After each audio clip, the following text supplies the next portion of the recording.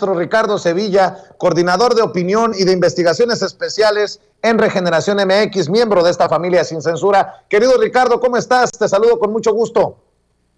¿Qué tal, querido Vicente, público memorioso de Sin Censura? Estoy muy bien, muchas gracias. Y efectivamente, la mañana de hoy, hace un par de horas, el presidente López Obrador encabezó una reunión de alto nivel con funcionarios de Estados Unidos y como tú bien apuntas, querido Vicente, se acabó esa relación de subordinación que había en los anteriores gobiernos, en los anteriores sexenios, particularmente en el PAN. El PRI todavía ahí más o menos alzaba un poco la voz, pero igual siempre bajaban en determinado momento la barbilla al pecho y acataban todo lo que el imperio decía.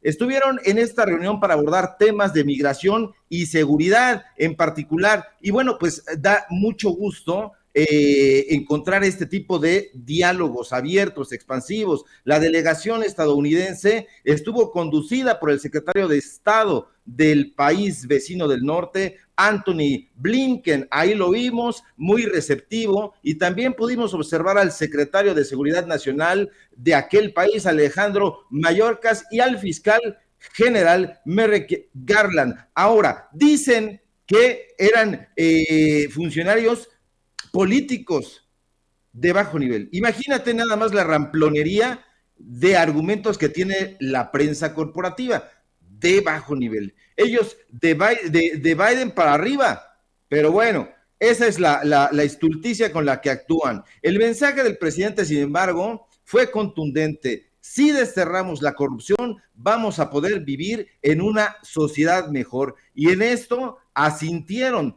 todos asintieron. Los únicos que no, pues bueno, ya sabemos, la prensa corporativa, y bueno, López Obrador, en efecto, invitó al presidente Biden a que visite nuestro país. A partir de esto, la relación entre México y Estados Unidos, pues tiene que ser objeto de análisis, pero de análisis profundos, no tendenciosos, porque en diferentes momentos se ha privilegiado un ámbito específico de nuestros vínculos.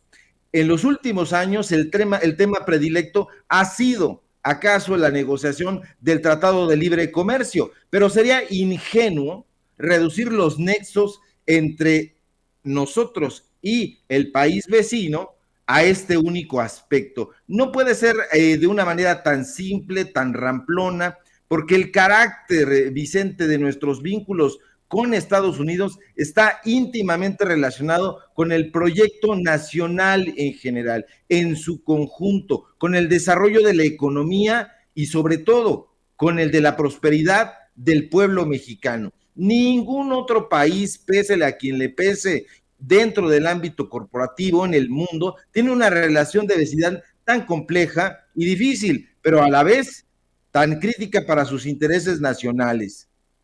Ahora, el cambio cualitativo en la relación bilateral entre México y Estados Unidos, pues ha ido experimentando en los últimos años, en los últimos sexenios, pues una deriva, yo diría que deliberada, del gobierno, de los gobiernos del PRIAN, para emprender un nuevo camino en los vínculos con el exterior. Casi podríamos decir, o incluso subrayar, que ha estado definida no por la política mexicana, sino por la política estadounidense e incluso por otras políticas extranjeras. Por eso llama muchísimo la atención la postura de López Obrador pues de expansión y abierta hacia el diálogo, y es que hay que coincidir con el tabasqueño. Sería inconcebible que no hubiese entendimiento entre México y Estados Unidos. El punto toral de toda política interior y exterior es, qué duda cabe, el diálogo. Y en ese sentido hay que celebrar las palabras del Ejecutivo, hay que buscar el